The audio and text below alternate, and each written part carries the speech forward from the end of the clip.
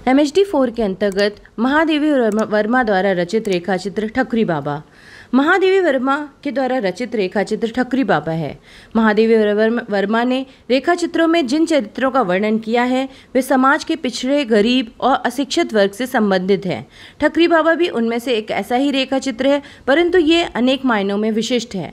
ठकुरी बाबा महादेवी के कल्पवास के दौरान आश्रय मांगने आई ग्रामीण स्त्रियों की टोली थी तथा उनके साथ आए हुए एक बूढ़े बाबा का चित्रण है। इस बूढ़े व्यक्ति के चरित्र ने महादेवी वर्मा को काफी प्रभावित किया। वे चारण वंश के थे तथा पैतृक धंधे के कारण अपना घर नहीं बना सके थे, परंतु पत्नी की मृत्यु के बाद अपनी बेटी की जिम्मेदारी ने उन्हें एक सही गृहस्थ बनाया। उनकी काव्य मंडली में उनके रिश्तेदार ही थे। ठकुरी बाबा का व्यक्तित्व बहुत मस्त मौला था।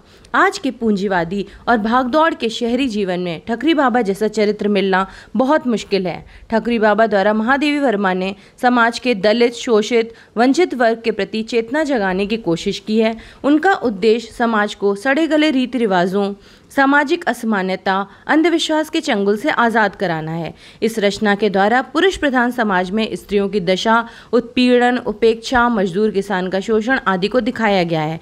महादेवी वर्मा ने अपनी रचना में आंचलिकता एवं देशिकता का पुट भी आ गया है। ठकुरी बाबा रेखाचित्र में महादेवी वर्मा समाज के वंचित एवं पिछड़े वर्गों की समस्याओं और संवेदनाओं को उभारने में सफल रहीं।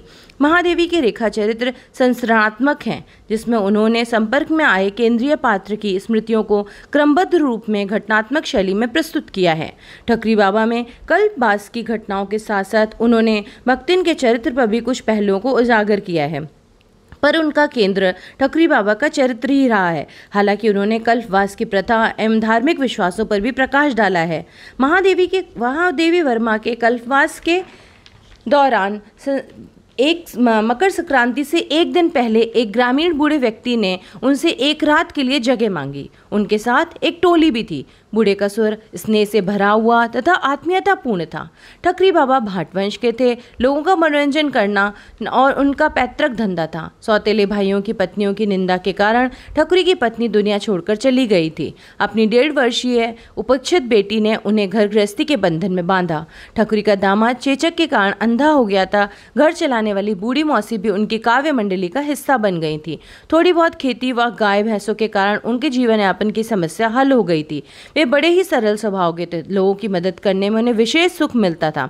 कल्पवास के बाद ठकुरी बाबा 2 वर्ष बाद पुनः मिले, लेकिन उनका शरीर बहुत कमजोर हो गया था। ठकुरी बाबा में सामाजिक चेतना। महादेवी वर्मा के रेखाचित्र के पात्र समाज से उपेक्षित हैं। यह लेखिका की समाज के उपेक्षित वर्गों के प्रति सहानुभूति दिखाता है। ठकुरी बाबा भी भाट वंश का एक निर्धन साधारण व्यक्ति है और वे एक जन कवि हैं। उन्हें शहर के कवियों की तरह किसी बात का लालच नहीं।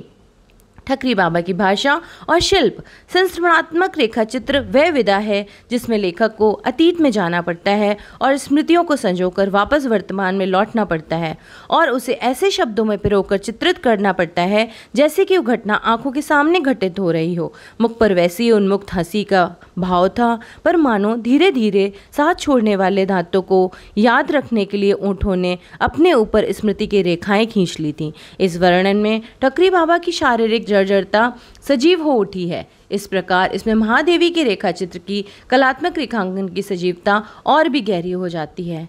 इस प्रकार यही ठकुरी बाबा का सारांश है।